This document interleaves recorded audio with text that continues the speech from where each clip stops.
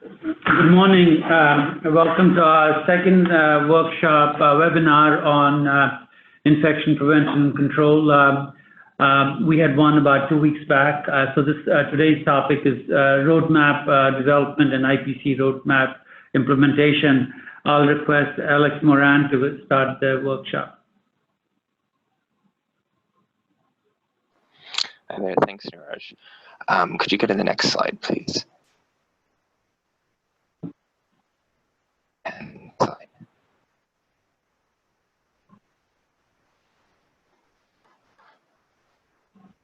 Okay, so if you could go to the next slide.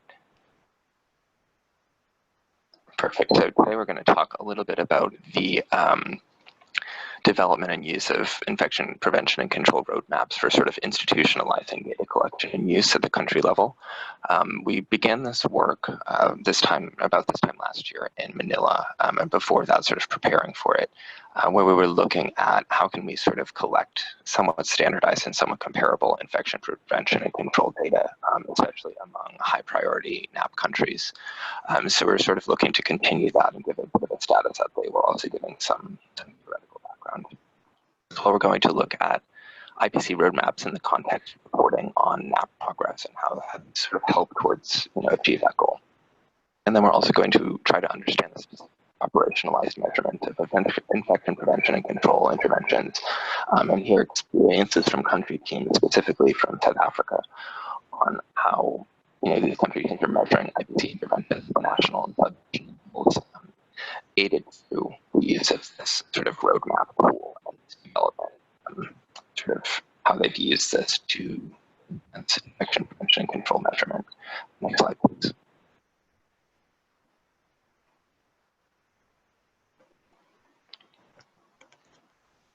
Next slide, please.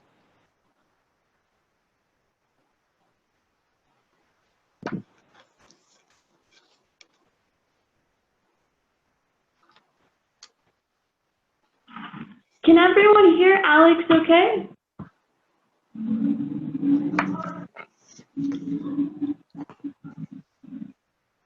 Let's see, is this any better?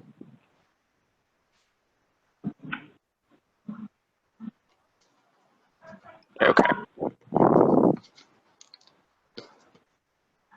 Yeah, you sort of breaking up, so there's something not right. Yeah, it might be my connection, although. Yeah, no, this is better now. It's better. Okay. Yeah. So just let me recap what I just said then. So the goal of this is just to sort of continue the work we've started primarily this time last year in Manila by looking at IPC roadmaps and how we've used these to sort of work towards institutionalizing data collection for IPC interventions at the country level. We've primarily focused on high burden NAP countries, looking at which IPC interventions are in place and how can we sort of look to make these somewhat comparable or standardized. We're also going to look at how we can use these as a reporting tool to look at NAP progress, and then we're going to look at how we can, how we've used this tool in a specific, country context in South Africa to get to sort of advance that. We'll hear from our South Africa team as well to see how they've done that and the progress that they've made within that realm. Next slide, please. Alex, you're still breaking up. Okay. Yeah, this is better. I think maybe your distance from the mic. Sure. Okay, let me sit exactly like this. Okay, next slide, please. Perfect. So we'll start the discussion by looking at the sort of core components that we worked on in defining an IPC roadmap. So that's to say, when we're looking at measuring IPC, what did we sort of look at as the absolute core components for defining how exactly will we operationalize an IPC measurement at the country level? So we first looked at new or existing, which means sort of is the indicator already in use in the country or somewhere else, right?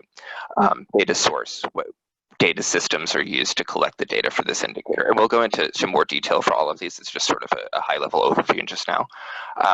The next sort of high-level point is responsible parties. So who at each level is responsible for data collection, aggregation, analysis, and presentation.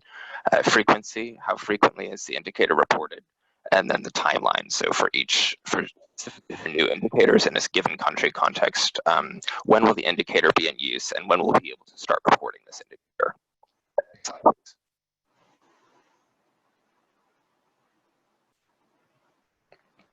So for new and existing, what do we mean by this? First, we mean, is the indicator currently being measured in the country? And then to what extent? So when we say, sure, yes, we're collecting this indicator, are we collecting data for this indicator that we're actually reporting? Is there an SOP for collecting these data? Is this included in a guidance document? Is it mandatory reporting indicator? If the indicator is new, say we don't collect it in this country context, say healthcare worker incidents, for example, if we're not collecting that right now in country X, is it being collected somewhere else? And we sort of use what's being collected somewhere else to modify and define for our given context. So that's sort of the set of questions that are surrounding this newer existing field. Next slide, please. And then the next one is data source, which is really a huge sort of, essential question, right? And it sort of gets to how exactly will we collect these data and how will we sort of move those data up to a national or at least provincial or some sort of summary level. So the first question is sort of what data systems are in place for collecting this indicator? Do we have a reporting tool that is used nationally or at the provincial level, like DHIS or some other sort of tool that already has these fields? At what level are we collecting this indicator? Is it a facility-based indicator? Is it a laboratory-based indicator? Is the indicator only applicable at the national level? So we have a few different sort of considerations to say, like, where exactly are these data coming from? What is the point of collection? And sort of how do we move those data from the point of collection to a point at which we can summarize it? And then at what level is the indicator aggregated and summarized? So are we summarizing this at the national level? Do we also need sort of provincial level summaries? How are we using these data for better information and better decision making? And at what stages do we need to really aggregate this and sort of summarize it and present it? And then the last point sort of says, what's the general data flow? For example, we could collect some sort of measure at the facility level, and then we summarize that and validate it at the district level to create some district level presentation. And we summarize that and validate at the provincial level, and then further summarize and validate at the national level. So sort of considering all of these things that need to be in place as far as how will the data be collected, what sort of tools are in place at the facility level, and then sort of how will these data be moved and summarized towards the national level. And outside of the national level, when we're thinking of the NAP countries and reporting on progress, how do we sort of summarize those measures and bring those up to the sort of comparative level to look at the 10 different high priority countries specifically, or even a larger number of countries to say, how do we sort of compare progress or understand progress at the global level? Next slide, please.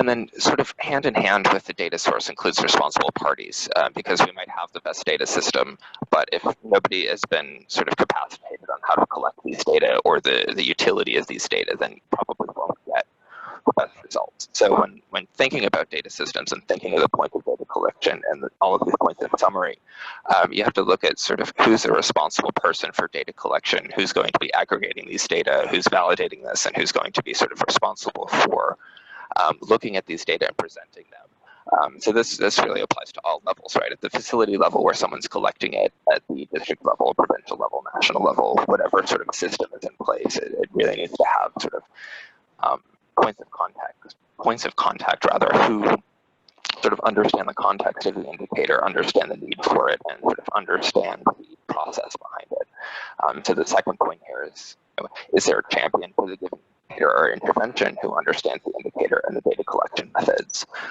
And I think that Matsi can get into a little more detail about this in the South African context, but having someone who understands this the sort of need for data collection and how we can turn these data into useful information is really essential for anything. If you look at something like FAST or any sort of infection prevention and control measure. It's really sort of an essential consideration that goes hand in hand with the data source, and sort of, having this theoretical data source and then also having sort of people to advocate for it. Next slide, please. And then frequency, sort of defining very clearly how frequently the data should be aggregated and presented. It's, understanding or having a system for that process to say, we must look at this every month, or we only really need to see this every quarter, or we really only need to see it every year. So sort of minimizing the extra burden and the extra work that's going on, but still maintaining that level of quality and that level of utility to say, we really do need to see this every month, or, we only really need to see this every quarter because we don't expect that much fluctuation. So sort of having that understanding and defining that very clearly is essential. And then that sort of can also change at different levels, I think is what the next point is sort of getting at. So collecting this, we collect the data at the facility level, and then we sort of aggregate it monthly, but then we're only really presenting summary results at the national level, for example, in a quarterly report. So at the provincial level, maybe it's a monthly indicator that sort of be reviewed monthly, but then really the presentation is going to be on a quarterly basis. So all of these considerations need to be sort of like very strictly defined in this sort of roadmap and in general guidance documents to say this is how it will be measured and how we'll sort of institutionalize this practice. Next slide, please. And then finally, we're looking at sort of the timeline as to say, for new indicators specifically, and by new we mean indicators that are not currently being collected in country X, or are theoretically being collected, but there's no real reporting going on. So for new indicators in a given country context, what steps must be taken to establish data systems, to define responsible parties, and to sort of define other factors, and then what is the projected start date for data collection, and then also for reporting. So sort of as you're defining this new indicator, or as you're trying to institutionalize an indicator, you have to sort of consider, what's the goal here, and when can we start putting this into a report, and when can we start sort of projecting these data outwardly and sort of giving, making some decisions based off of them. So next slide, please. And then this is a bit repetitive, but I think just to sort of tie things together, looking at the different levels of implementation, most of the indicators that we've proposed thus far, at least within TB2, through this project, is facility indicators, right? So we'll aggregate to various higher levels, but most of these data are collected at the facility level. We do have a couple national level indicators that we've been looking at, and these include sort of like incidence of TB infection among healthcare workers, and then also a national TB infection control guideline scorecard. So these things are sort of only applicable at the national level. We might collect them at different levels, but really they're only going to mean incidents will only be reported at the national level, of course, and will only sort of be looked at that level. So different considerations compared to something that maybe a facility manager might want to look at.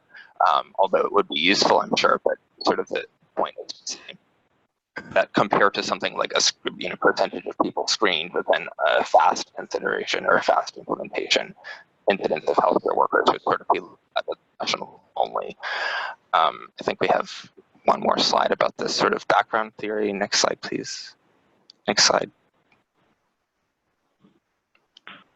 Great. So just sort of to summarize everything, and then Matsu will sort of give us a more real-life example of how this has been implemented and sort of the status of what's going on in South Africa. But just sort of to summarize all of these theoretical considerations, first we sort of look at what are the current IPC indicators and to what extent are they actually being implemented? Maybe there is this theoretical consideration, but are we reporting data for it? And are we actually using these data for something? For these new indicators, or indicators for which we don't really have actionable data, we then would sort of follow these essential elements to define a plan for implementation.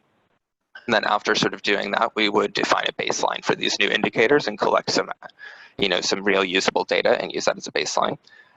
And then we would sort of, eventually the larger goal here is to use these indicators to report progress towards net milestones in a standardized sort of comparable manner, or as comparable as possible. So to sort of come to some ability to, at the supranational level where we're comparing these different countries, how can we sort of use a similar or the same set or a similar set of indicators to look at progress towards NAP goals in general? So with that, I'll pass it over to Matsi, and she can give some more, probably more useful and more actionable information about, how is this actually working in real life and what's going on as far as recording IPC indicators. So,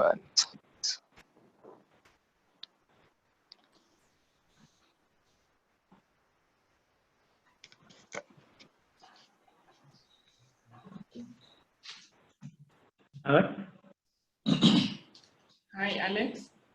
yes, I think if we can go to the next slide, I think the South Africa slide should be perfect. Good morning and afternoon, colleagues.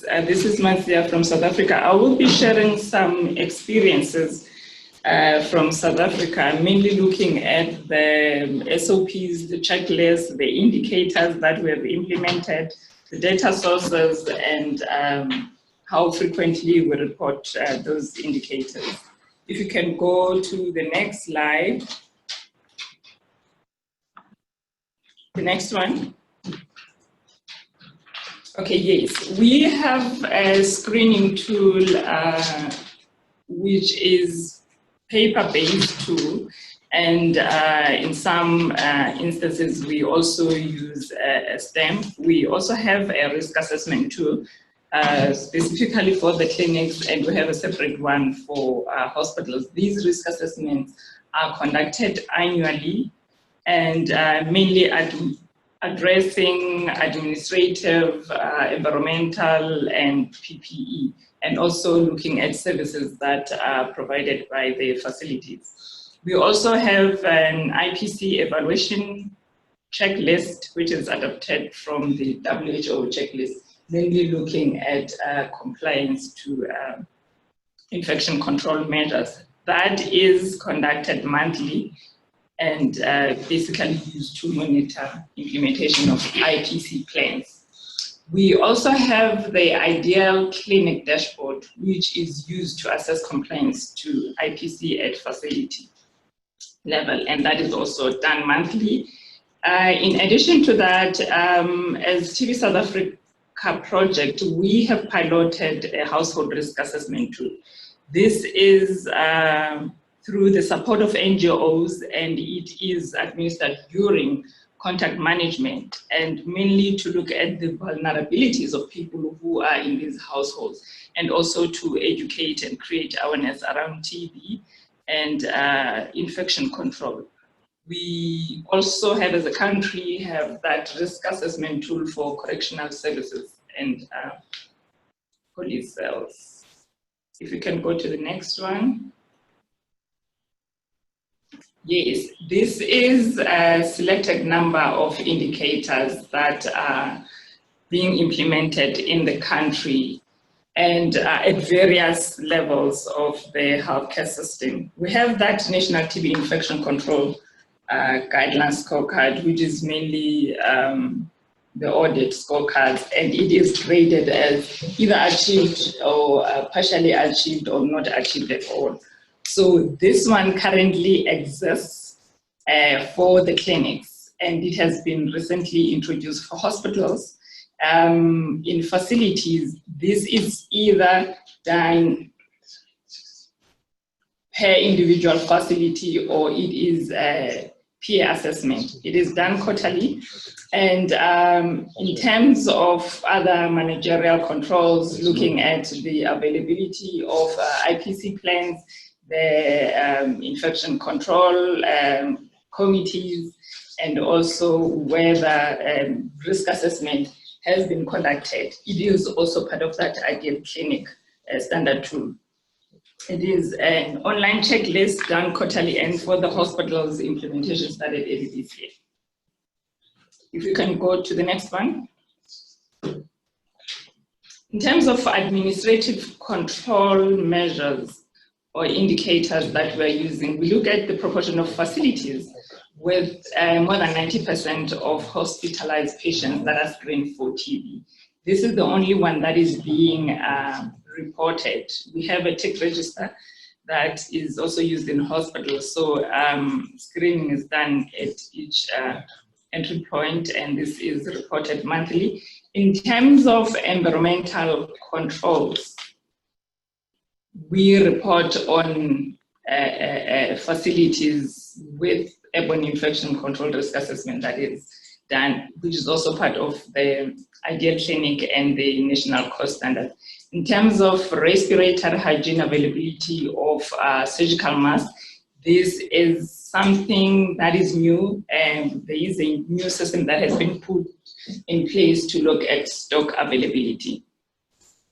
So some of these indicators already exist, some are in the pipeline, and we are going to explore.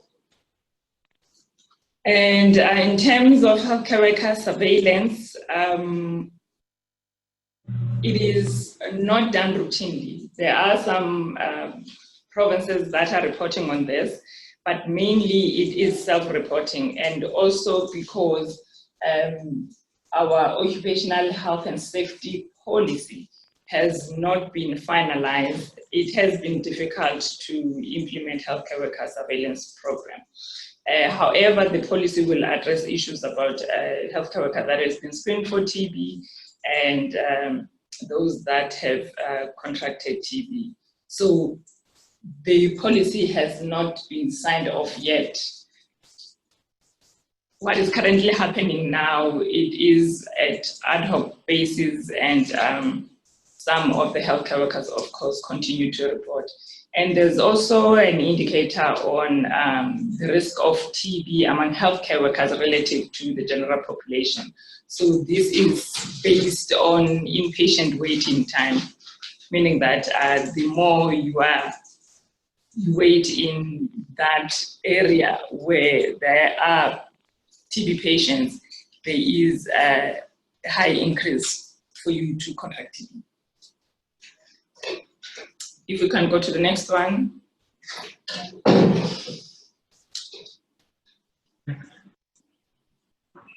So in terms of FAST, TB South Africa project is driving implementation of FAST, which is mainly to strengthen TB services in the hospitals.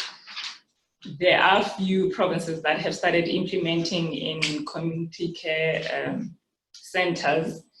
It covers the whole TB cascade. So what is projected there are the indicators that are reported every month, starting from patients that have been screened, presumptive, tested, once tested, how many have been put on treatment, initial loss to follow-up, death, and what is also key, because we use GeneXpect as our primary test of diagnosis, we also look at those that are diagnosed using other methods so that it is addressed early. So we do report on those ones.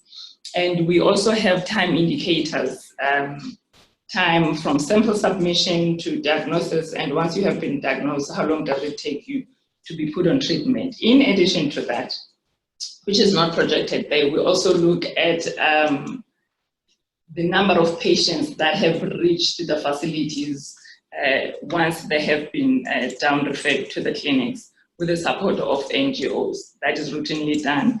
And whenever possible, even the TB program follows up on those patients.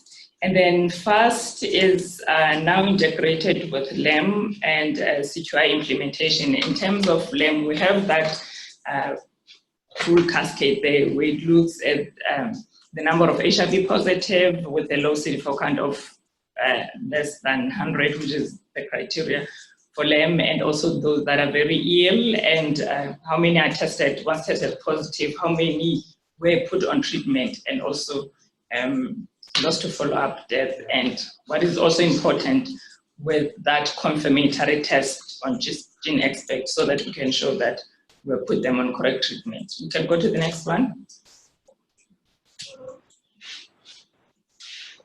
Yes, in terms of latent TB infection among healthcare workers, TB South Africa project has or is currently conducting the study to determine the prevalence of latent TB and progression to active TB using quantiferon, or what is known as IGRA. So we are looking at the feasibility and usability of the test. We are conducting the study in collaboration with NICD and also the National TB Program.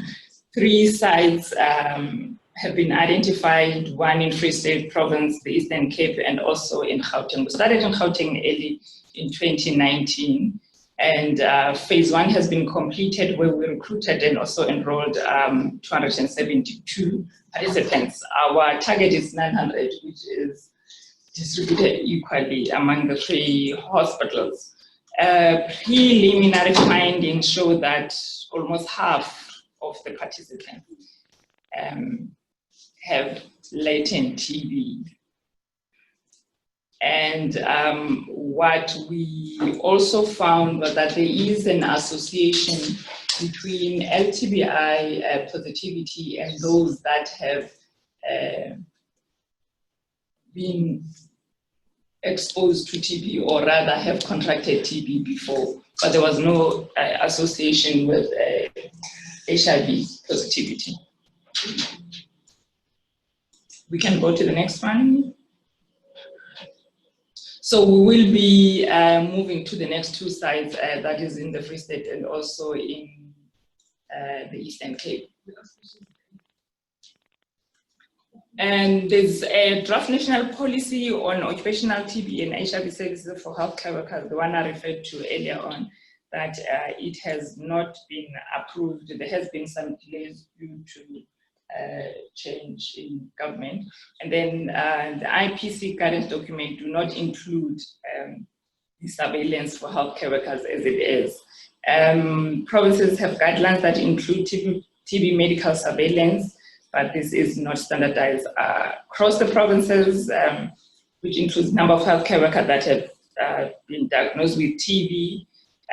Also, we are in the process of implementing a new system that is OHSS.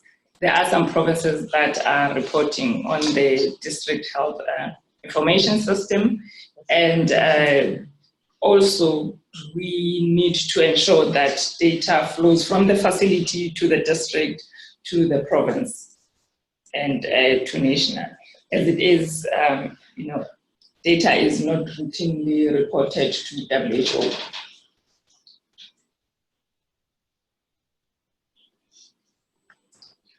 We have legal and policy framework which is guiding the infection control policy that is in place. That is the 2007 infection control policy, which has the acts that have and regulations that have been projected. We covered by the Constitution of the Republic of South Africa, the National Health Act, and also that Occupational Health and Safety Act and regulations for hazardous biological substances, which require that the employer must ensure safety and employees also to adhere to the protocols.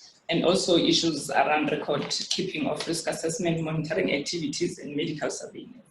And also the Compensation for Occupational Diseases and Injuries Act, which talks about TB as a Schedule 5 biological hazard, and it is a disease that is compensable. We can go to the next one. Yes, so where we are waiting for that policy to be approved, and also work on the guidelines around healthcare worker surveillance, and also training of occupational health practitioners, and the country will also need to develop that M&E framework and the rollout of this new system only for healthcare workers, and will ensure confidentiality. Because the other system that I've mentioned, it doesn't, the DHIS at times doesn't provide that confidentiality, and also to ensure that reports are provided quarterly and annually for all medical conditions. You can go to the next one. Okay. That's about it from the South African experience.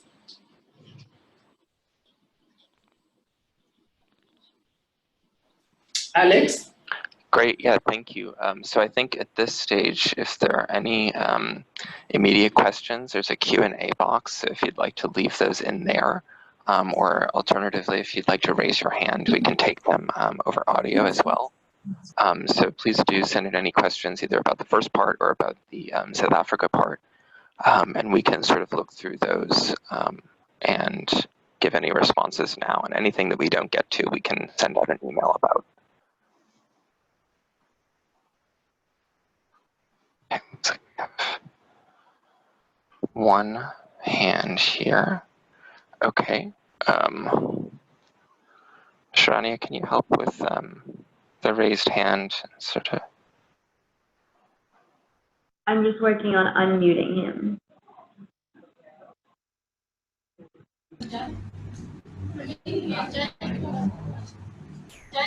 Hello, I'm speaking from Pakistan.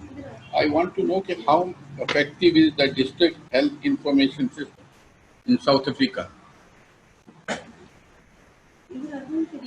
Hello, can you hear me? Yes. My So question, Sorry, Alex, we did not get the question. my question is, how effective is the district health information system in South Africa? How is it effective? Yeah. How effective? Yes. So Mati, the question is how effective is DHIS in South Africa? And I would assume that the question is more related to infection control, right? Shahid? This is vis-a-vis tracking infection control indicators. Am I correct? Yes, very right. Right. In terms of the DHIS, what is there? It is the number of patients that have been screened and the number of patients that have been put on treatment. And then I also mentioned that in terms of healthcare workers, some provinces already, they are reporting the number of healthcare workers that have contracted TB, or the proportion of healthcare workers with TB, it is reported there. So that is routinely monitored, and it is the system that we currently use in terms of IPC. It is effective. I think that information is pretty effective because it begins at facility level, and it can be collated at sub-district, district, and then provincial and national level. So you can get this data cascaded right down to facility level. Okay. Thank you.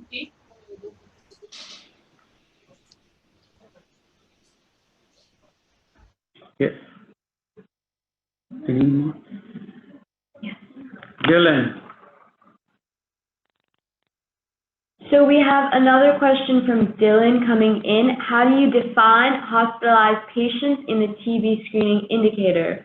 What is the exact definition? What resources at the hospital/system level are available to support the use of the definition of hospitalized? Example, paper logs to hospital patients, EMRs. Does it include patients just seen in casualty? Masi, would you like to begin to answer this from your experiences?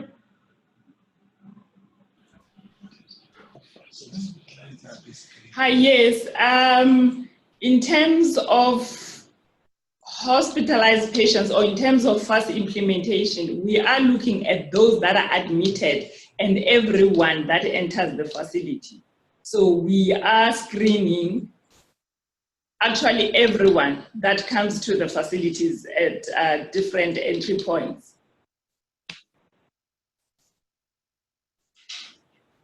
Maybe hospitalized patients will actually be coming from sections, the wards in the hospital. So we define them by the wards in which they are being treated. So the first tool that we use will actually have a section for each ward.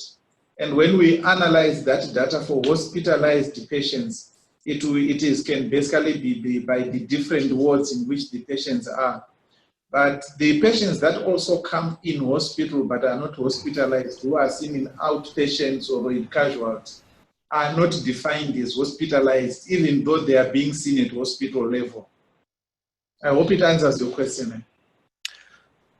Because yeah. Can you guys hear me?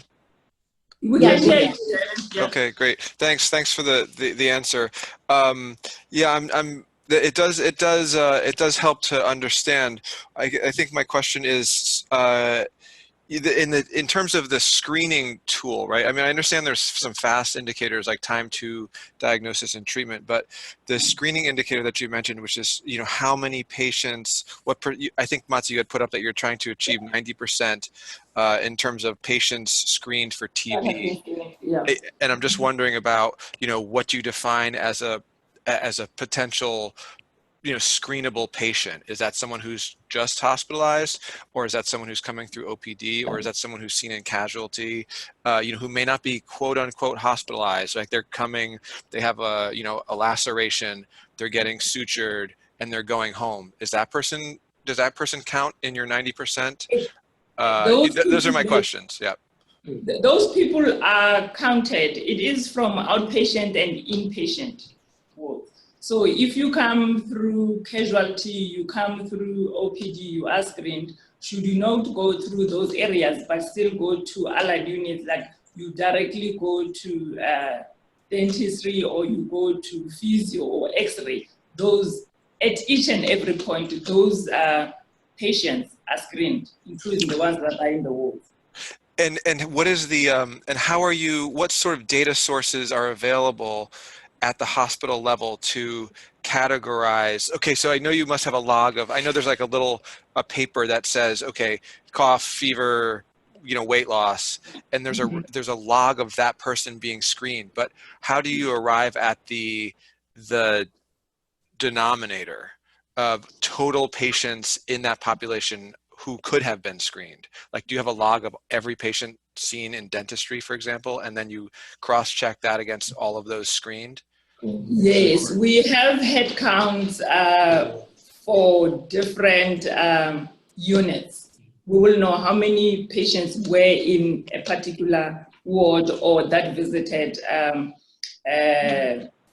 OPD, or if that patient has moved to from OPD to casualty. There is a system that is in place. They can still see that this patient was screened somewhere else.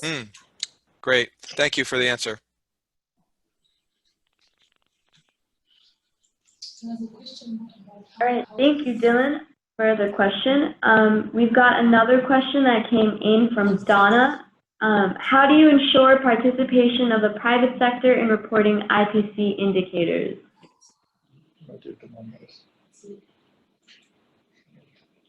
Not at the moment. There's no way of monitoring IPC implementation and those indicators in the private sector.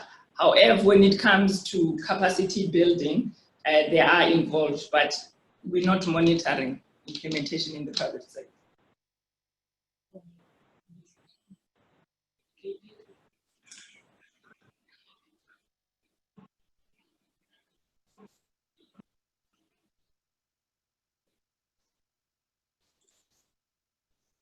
Hello? No. Yeah, go ahead. Thank you, Mati, for answering that. Do we have any more questions? Anyone else who wants to ask anything?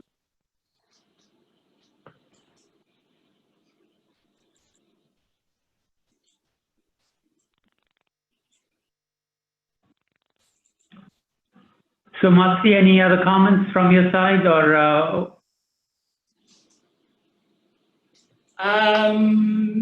No, not at this stage.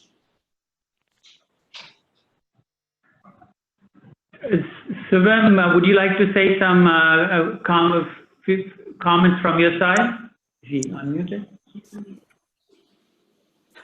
Hi, sure, Niraj. Can you guys hear me?